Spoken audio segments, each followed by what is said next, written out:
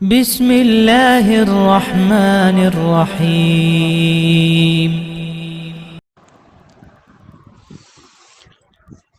الحمد للہ والصلاة والسلام علی رسول اللہ وبعد۔ اس وقت پوری دنیا اور پاکستان بھی ایک تشویشناک وبائی مرض کرونا وائرس کی الغار کا سامنا کر رہا ہے، اور معاملہ بہت ہی افسوسناک اور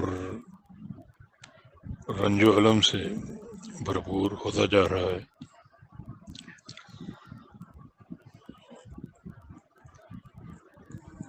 احتیاطی تدابیر اختیار کرنی چاہیے، جن میں ہاتھوں کو بار بار صابن سے دھونا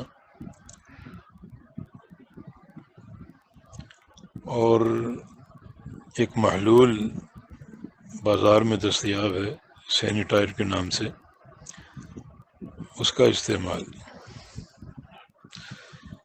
لیکن افسوس کی بات یہ ہے کہ یہ سینیٹائر بازار میں دستیاب نہیں ہے، یا اگر کہیں ملتا ہے تو 3-4 گنا زیادہ قیمت پر ملتا ہے، جو کہ یقیناً ایک سراسر زیادتی ہے، ظلم ہے، ناجائز منافع خوری ہے۔ جو لوگ اس میں ملوث ہیں انہیں اس کا حساب دینا پڑے گا، اور وہ یقین کر لیں کہ ان کی یہ ناجائز منافع خوری آگے چل کر ان کے لیے بہت بڑی مشکل کا باعث ہو سکتی ہے۔ کوئی ان کا عزیز بیمار پڑ جائے جس کے علاج پر لاکھوں روپے صرف کرنے پڑے، یا کوئی عزیز بچہ یا رشتہ دار فوت ہو جائے، اللہ تعالیٰ چھین لے اور صدمات سے دوچار کر دے، تو یہ لوگ کبھی خوش نہیں رہیں گے۔ اور ایک خبر اور بڑی ظالمانہ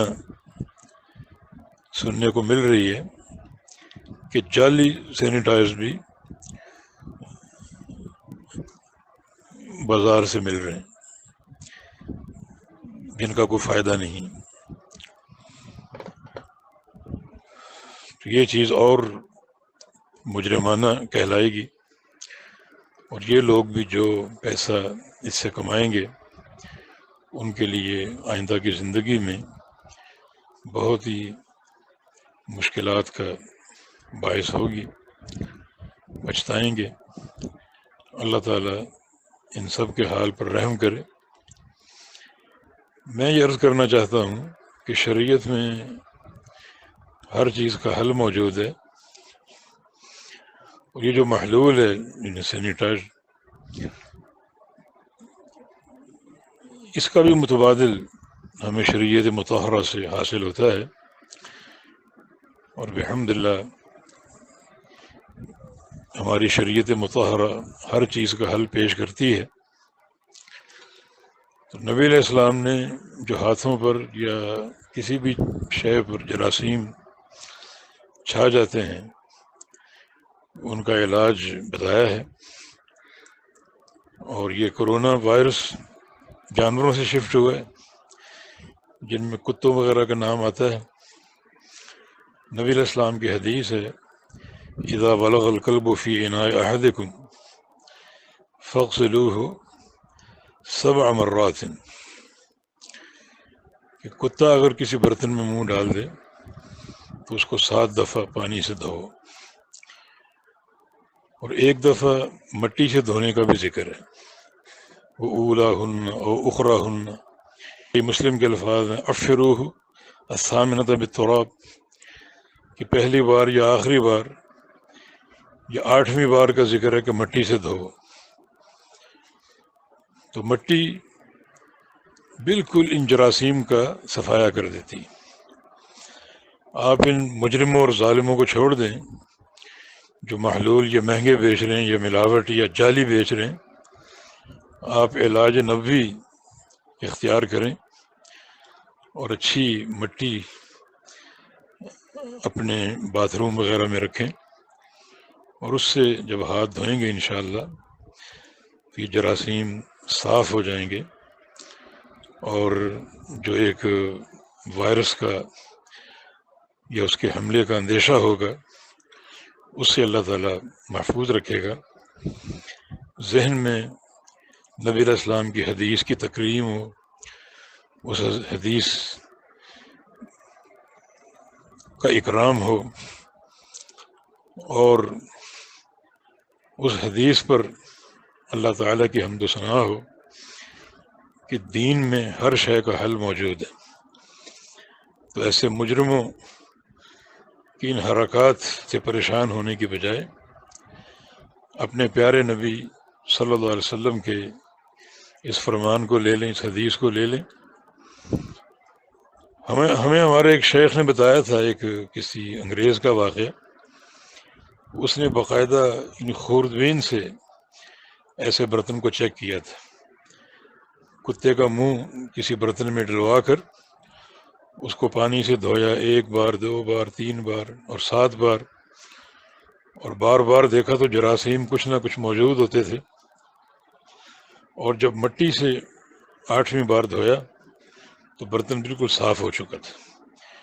اور اسی حدیث پر وہ ایمان بھی لے آیا.